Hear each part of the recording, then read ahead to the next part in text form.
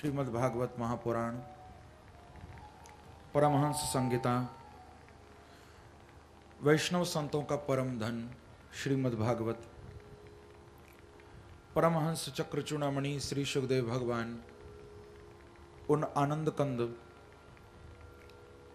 श्री वृंदावन चंद्र के युगल चरणों में ध्यान करते हुए कलकल निनादनी स्वजन हृदय आह्लादिनी महारानी गंगा के तट पर आमरण अनशन व्रत परायण महाराज परीक्षित को प्रभु के पावन चरित्रों का वर्णन कर रहे हैं। कल शाम को कथा प्रसंग में आप सभी ने बड़े दिव्य भाव से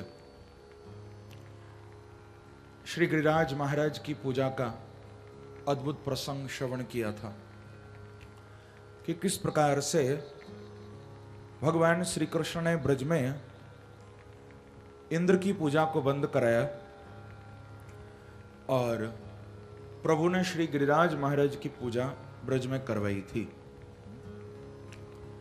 आप लोगों ने ये प्रसंग कल श्रवण किया था कि कैसे सब ब्रजवासियों ने मिलकर श्री गिरिराज जी को 56 भोग अर्पण किया था। श्री गिरिराज महाराज को सुंदर विधिवत पूजन अर्चन निवेदित किया गया। दिव्य भाव से सब ब्रजवासियों ने पूजा की थी और एक रूप से भगवान ही साक्षात गिरिराज पर्वत के अंदर बैठे थे। एक रूप से भगवान ही विराजमान हुए थे कि कृष्णस्त्वन्यतमं रूपम गोप विश्रम्भणं गतः शैलोस्मीति ब्रुवन् भूरि बलिमादद बृहद्वपो। कृष्णस्तो अन्यतमं रूपम गोप विश्रम्भणं गतः। सुखदेव जी कहते हैं कि परीक्षित एक रूप से तो भगवान बाहर पूजा कर रहे हैं गिरिराज की और अन्यतमम रूपम अन्य रूप से भगवान ही उस पर्वत गिरिराज के अंदर प्रवेश करते हैं और बलिमादद बृहद वपु बड़े विशाल स्वरूप को लेकर वृहद स्वरूप को लेकर भगवान उस पर्वत शिखर के ऊपर प्रकट भी हो गए हैं। ब्रजवासियों को आंखों से साक्षात भगवान का दर्शन हो रहा था कि साक्षात प्रभु भोग लगाने के लिए पधारे हैं। कैसा अद्भुत ये रूप है, ये दृश्य और कहीं दिखाई नहीं देता। बड़ा अद्भुत ये दृश्य है कि एकेन रूपेण गिरौ विराजितो तथा द्वितीयेन च पूजको यः तं पूज्य पूजक रूपमद्भुतं गोवर्धनं नित्यमुदा नमामि। कैसा अद्भुत ये रूप है। एक रूप से जो स्वयं गिरिराज पर्वत के अंदर भगवान बैठे हुए हैं और दूसरे रूप से बाहर खड़े होकर पूजा कर भी रहे हैं, यानी पूजक भी बने हुए हैं और पूज्य भी बने हुए हैं। ऐसे पूज्य और पूजक के अद्भुत स्वरूप श्री गिरिराज महाराज के चरणों में हम सब कोटि कोटि प्रणाम करें। गोवर्धनम नित्य मुदा नमामि।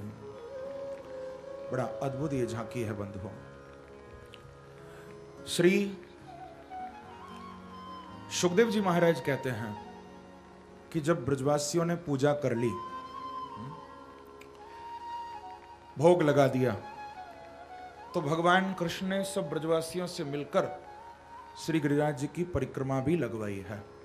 7 कोस की परिक्रमा है। 7 कोस के श्री गिरिराज महाराज हैं। सब ने बड़े प्रेम से बड़े भाव से मिलकर परिक्रमा भी लगाई थी। परिक्रमा लगाकर जब सब अपने अपने घरों में पधारे ब्रजवासी, तो अब इंद्र ने अपने सेवकों को पूछा। इंद्र ने कहा कि देखो, आज के दिन तो सब ब्रजवासी मिलकर हमारा भोग लगाते थे। हमारा आह्वान हुआ करता था, वो इंद्र यहाँ गच्छ यहाँ तिष्ठ, हमको बुलाया जाता था। पर आज तो किसी ब्रजवासी ने हमारा आह्वान नहीं किया, कोई निमंत्रण कोई बुलावा नहीं आया। क्या बात है? थोड़ा देखो तो सही। सेवकों ने बताया कि महाराज अब तो ब्रज में कृष्ण ने आपकी पूजा ही बंद करा दी है, अब आपकी पूजा कोई ब्रजवासी नहीं करेगा। क्यों? किसकी पूजा हो रही है? बोले अब तो सब ब्रजवासी मिलकर गिरिराज पर्वत की पूजा कर रहे हैं। अब ये बात सुनते ही इंद्र को बड़ा भयंकर क्रोध आया है, बहुत क्रोध आया। इतना क्रोध कि इंद्र ने भागवत में भगवान कृष्ण को गालियां देना शुरू कर दिया। इतना क्रोध, 5 गालियां भगवान को दी हैं, अपशब्द कहे हैं इंद्र ने। क्योंकि मैंने पहले भी कहा था कि जब व्यक्ति को क्रोध आता है तो क्रोध के समय आंखें भी बंद हो जाती हैं, दिमाग भी बंद हो जाता है और मुंह खुल जाता है। फिर हमको कुछ दिखाई नहीं देता, हम किससे क्या बोल रहे हैं कुछ समझ में नहीं आता। इंद्र को भी क्रोध आया और आपा खो बैठा, अब होश नहीं है क्या बोल रहा है, किसको बोल रहा है। भगवान को अपशब्द कहना शुरू कर दिया।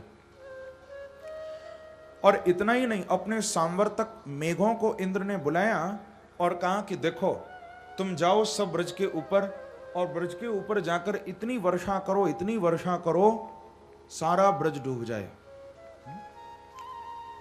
कोई बाकी ना बचे ब्रज में, इतनी वर्षा करो। यहां तक कि ये जो गिरिराज पर्वत है ना, इतना वर्षा करना कि इस पर्वत को बहा के सागर में पटक देना, ये पर्वत ही न रहे वहां, ऐसी भयंकर वर्षा करो।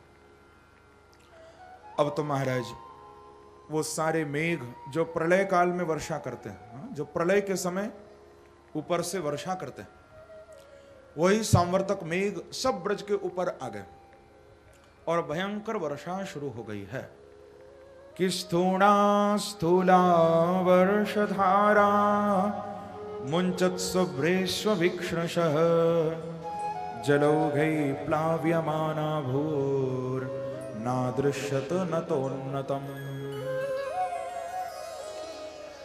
इतनी भयानक वर्षा होने लगी कि ब्रज में चारों ओर अंधेरा छा गया। दिन में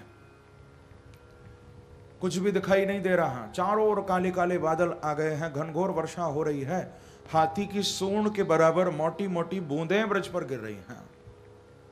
भयानक वर्षा।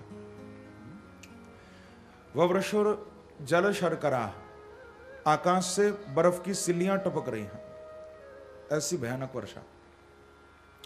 नादृश्यत नतोन्नतम, सुखदेव जी कहते हैं कि ऊंचा नीचा कुछ भी दिखाई नहीं दे रहा। ब्रज में इतना पानी भरने लगा कि सब बराबर हो गया। सब ब्रजवासी घबरा गए। आकर भगवान कृष्ण को सब बोले कि कन्हैया ये तुमने क्या करवा दिया, तुमने इंद्र की पूजा बंद करा दी है, अब इंद्र के कोप से कौन बचाएगा हमको, कौन रक्षा करेगा। तो भगवान सब ब्रजवासियों को बोले कि देखो ब्रजवासियों, मेरे ऊपर क्रोध क्यों करते हो, मैंने तो तुम्हारा कुछ खाया नहीं। किसने खाया?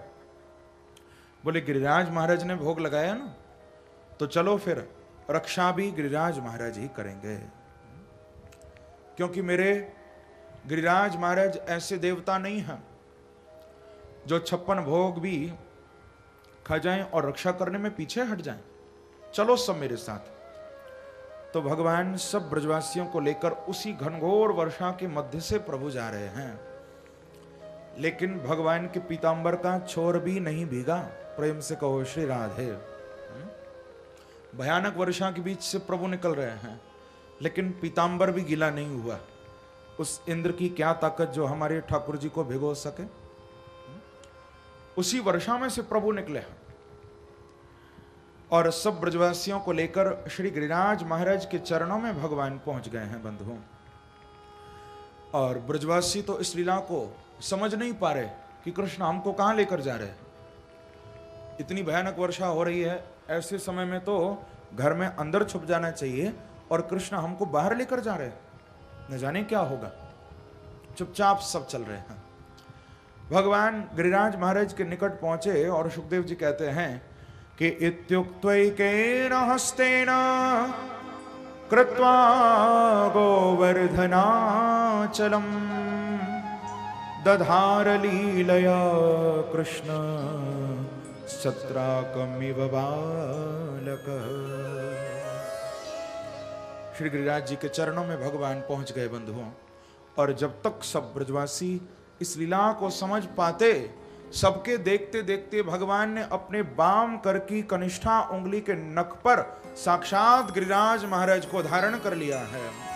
बोलो गिरधारी भगवान की जय, श्री वृंदावन बिहारी लाल की जय, जय श्री राधे।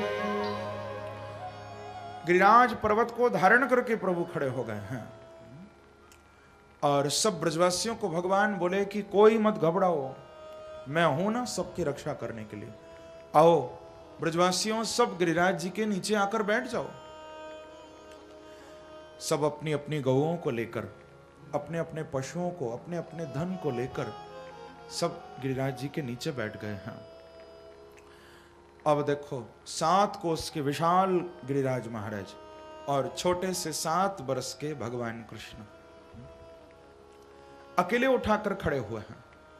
जब ब्रजरानी यशोदा ने देखा तो मैया सब ब्रजवासियों को बोली कि अरे ब्रजवासियों, देखो कितना छोटा सा 7 वर्ष को मेरो लाला है, और कितने बड़े गिरिराज हैं। अरे मेरो लाला अकेलो कैसे उठावेगो? तो ब्रजवासियों ने, तुम सब मेरे लाला को सहारो लगवा दो। तो सब ब्रजवासी मैया की बात सुनकर अपनी अपनी लाठी गिरिराज जी के नीचे लगा के खड़े हो गए। सबने अपनी लाठी लगा दी और भगवान को अकड़ कर बोले कि देख कन्हैया, तो ये मत सोचियो कि तू अकेलो ही उठा रहा है, हमने भी अपनी अपनी लाठी लगा रखी है। भगवान भी बोले कि भैया बात बिल्कुल ठीक है, संसार के जीवों पर जब कष्ट आएगा, जब दुख आएगा, तो सबके दुख दूर करने के लिए मैं ही आऊंगा, लेकिन मैं तो दुख करूंगा दूर, सबके दुख नहीं रहने दूंगा, सबके दुख दूर होंगे, परंतु उसके साथ साथ लाठी तो सबको लगानी पड़ेगी। प्रेम से कहो श्री राधे। ये नहीं कि तुम हाथ पर हाथ रख के बैठे रहो और भगवान ही सब कुछ करें, नहीं, तुमको भी अपना कर्म करना पड़ेगा। ठाकुर जी फिर तुम्हारी रक्षा करेंगे। तो भगवान सब ब्रजवासियों का भी मान बढ़ाते हुए कहते हैं स्वयं कि कछु माखन को बल बढ़ो, कछु गोपन करी सहाय, श्री राधे जो की कृपा ते मैंने गिरवर लियो उठा। भगवान ने कहा कि कुछ तो यहां ब्रज में आकर जो मैंने चुरा चुरा कर माखन खाया, कुछ तो उस माखन की ताकत बढ़ी, और कुछ इन ब्रजवासियों ने मेरी सहायता कर दी। परंतु अंत में भगवान को कहना पड़ा कि वास्तव में ये सारी शक्ति तो मेरी श्री राधा रानी की थी। किशोरी जी की कृपा से मैंने गिरिराज पर्वत को उठाया है, क्योंकि भगवान की परम आह्लादनीय शक्ति वो श्री राधे हैं। आत्मा तो राधिका तस्य तैव रमणा दसो। राधा रानी तो कृष्ण की आत्मा है। तो यहां पर भगवान ने गिरिराज पर्वत को उठाया बंधुओं, और कोई 1-2 घंटे के लिए नहीं उठाया था। सुखदेव जी कह रहे हैं कि क्षुत्रिव्यथाम सुखापेक्षाम हित्वा तैर्व्रजवासिभिः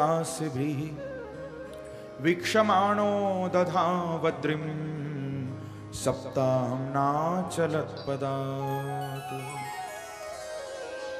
हे राजन, हे परीक्षित, भगवान ने 1-2 घंटे के लिए नहीं, 1-2 दिन के लिए नहीं, सप्ताहं नाचलत् पदात्, पूरे 7 दिन तक गिरिराज पर्वत को धारण करके प्रभु खड़े रहे थे। और जानते हो क्षुत्रिव्यथाम, सुखदेव जी कहते हैं कि भगवान ने 7 दिन तक कुछ खाया नहीं था, एक जल का घूंट भी प्रभु ने नहीं पिया। 7 दिन तक भूखे प्यासे ठाकुर जी खड़े रहे, यहां तक कि 7 दिनों तक भगवान ने अपना पैर भी इधर से उधर नहीं हिलाया, ना चलत पदार्थ। जैसे खड़े थे वैसे ही भगवान खड़े रहे, पैर भी नहीं हिलाया, एक घूंट जल भी नहीं पिया, अन्न का दाना भी ग्रहण नहीं किया। भगवान कहते हैं कि तुम मेरे ऊपर एक बार भरोसा तो करो, मेरे ऊपर विश्वास तो करो। ठाकुर जी कहते हैं कि मैं भूखा प्यासा रहकर भी तुम्हारी रक्षा करने के लिए आऊंगा, तुम विश्वास तो करो।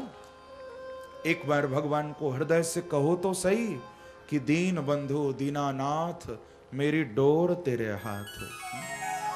भगवान को कहो तो सही, प्रभु रक्षा करने के लिए आएंगे। भगवान का तो ये व्रत है, ये संकल्प है बंधुओं। स्वयं वाल्मीकि रामायण में भगवान श्री राम ये व्रत ले रहे हैं, ये संकल्प ले रहे हैं कि सकृद एव प्रपन्नाय तवास्मीति च याचते अभयम सर्वभूतेभ्यो ददाम्येतद् व्रतम मम। ठाकुर जी कहते हैं ये मेरा व्रत है, सकृद एव, कोई एक बार आकर बस मेरे चरणों में प्रणाम करके मुझसे कह दे कि प्रभु मैं आपकी शरण में हूं। एक बार यदि कोई हृदय से कह दे तो भगवान कहते हैं मैं उसे प्राणी मात्र से अभय कर देता हूं। अभयम सर्वभूतेभ्यो, फिर उसके जीवन में किसी बात का भय नहीं रहता, मैं उसको निर्भय कर देता हूं, सारे भयों से मुक्त कर देता हूं। एक बार प्रभु के चरणों में भरोसा तो रखो, विश्वास तो रखो। क्योंकि बंधुओं मीराबाई ने तो भगवान को कहा ना कि मेरे तो गिरधर गोपाल, मेरे तो गिरधर गोपाल, दूसरो न कोई, मेरे तो गिरधर गोपाल। देखो ये बात तो कहना बड़ा सरल है, सब कह देते हैं कि मेरे तो गिरधर गोपाल, मेरे तो गिरधर गोपाल, भगवान हमारे हैं, भगवान हमारे हैं। ये कहना बड़ा सरल है, लेकिन आगे की लाइन थोड़ी कठिन है कि दूसरों न कोई। ये तो मीरा ही बोल सकती है। हम लोग ये तो कहते हैं कि भगवान हमारे हैं, भगवान हमारे हैं, लेकिन ऐसा नहीं कहते कि भगवान ही हमारे हैं। नहीं, बच्चे भी तो हमारे हैं, परिवार भी तो हमारा है, मकान भी तो हमारा है, दुकान भी तो हमारी, भगवान भी हमारे हैं। ये तो मीरा ही बोल सकती है कि दूसरों न कोई, भगवान ही हमारे हैं। और यही सच है बंधुओं। हम गाते हैं ना, त्वमेव माता च पिता त्वमेव। ठाकुर जी को कहते हैं कि प्रभु आप हमारी माँ हो, आप हमारे पिता हो। इसका मतलब ये नहीं है कि भगवान आप भी हमारी माँ हो या आप भी हमारे पिता हो, नहीं। त्वमेव, एव का अर्थ है ही, आप ही हमारे पिता हो, आप ही हमारी माँ हो। सच्चा संबंध केवल भगवान से है बंधु। तो विश्वास करके देखो प्रभु के चरणों में। आज सब ब्रजवासियों ने भरोसा किया तो भगवान ने 7 दिन तक सब ब्रजवासियों की रक्षा की है। तभी तो मैं कहा करता हूं कि तुझसे न सुलझें तेरे उलझे हुए धंधे, तो मेरे बांके बिहारी पे छोड़ दे बंदे, क्योंकि वही तेरी मुश्किल आसान करेंगे और जो तू न कर सका वो मेरे भगवान करेंगे। छोड़ो भगवान के ऊपर, विश्वास करो। ब्रजवासियों की रक्षा की प्रभु ने। 7 दिन तक घनघोर वर्षा हुई थी बंधुओं, और 7 दिन के बाद इंद्र की टंकी में भी पानी खत्म हो गया। प्रेम से कहो श्री राधा। वर्षा बंद हो गई, मेघ वापस चले गए। इंद्र ने पूछा कि ब्रज को डुबोकर आ गए? बोले महाराज हमने तो खूब वर्षा कर दी। इंद्र ने नीचे झांक कर देखा तो ब्रज में तो धूल उड़ रही थी, पानी का नामो निशान नहीं, धूल उड़ रही है। बोले तुम कहां वर्षा करके आए हो? महाराज हम तो ब्रज के ऊपर वर्षा करके आए। तो फिर ये ब्रज में धूल कैसे उड़ रही है? बोले महाराज वो आप पता करते रहना, हमको नहीं मालूम, हमने तो पूरी जोर लगा के वर्षा की। अब इंद्र ने जब गौर से नीचे देखा स्वर्ग से, तो क्या दिखाई दे रहा है? ब्रज के चारों ओर भगवान का सुदर्शन चक्र घूम रहा है। और वो चक्र उस जल को सोख रहा है, सारा जल वो चक्र सोखता जा रहा है। और ब्रज के चारों ओर शेष भगवान भी कुंडली मार के बैठे हुए हैं, जल को ब्रज में आने से रोक रहे हैं। इंद्र ने जब ये दृश्य देखा, इंद्र समझ गए कि मैंने तो बहुत बड़ी गलती कर दी है। अभी तो ये चक्र भगवान का नीचे घूम रहा है, कहीं ऐसा ना हो कि नीचे से ये चक्र सीधे मेरे पास ना आ जाए, क्योंकि मैंने बहुत गलती की है। क्यों ना भगवान से क्षमा मांगी जाए। पछतावा हुआ तो इंद्र मन बना रहे हैं कि मैं भगवान से क्षमा मांगने जाऊंगा। अब देखो उधर क्या हुआ। उधर भगवान ने 7 दिन के बाद श्री गिरिराज महाराज को यथास्थान विराजमान कराया और सब ब्रजवासी अपने अपने घर पधारे। लेकिन ब्रजवासियों ने भी जब ये दृश्य देखा तो उनको भी बड़ा आश्चर्य हुआ कि इतनी भयानक वर्षा हुई थी, लेकिन ब्रज में तो चारों ओर सूखा पड़ा है, कहीं पानी का नामो निशान नहीं है। यहां तक कि अपने अपने घरों में भी जो वस्तु जहां छोड़कर ब्रजवासी गए थे वो वस्तु वहीं पड़ी हुई है, कोई वस्तु इधर से उधर नहीं हुई, एकदम जैसे कतः सा सारा ब्रज है। बड़ा आश्चर्य हुआ। सब भगवान को बोले कि कन्हैया, अरे इतनी वर्षा हुई, लाला ये वर्षा को सब जल कहां गए? तो भगवान ने मन में सोचा कि यदि इनको सच बताऊंगा कि मैंने चक्र लगा रखा था तो ये मानेंगे नहीं, क्योंकि ये तो मुझे अपना मित्र कहते हैं, सखा कहते हैं, भगवान थोड़ी ना मानते।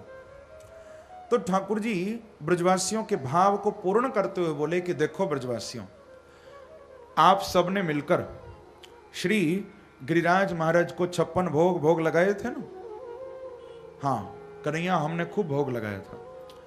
अच्छा तो भोग लगाया था, लेकिन ये बताओ किसी ने गिरिराज महाराज को पानी पिलाया था?